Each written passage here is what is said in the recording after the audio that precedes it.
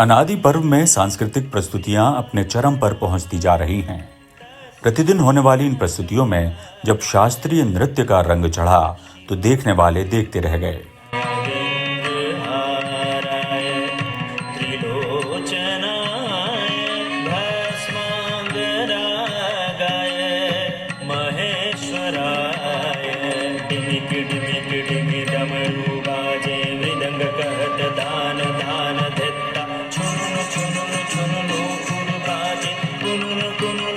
बजत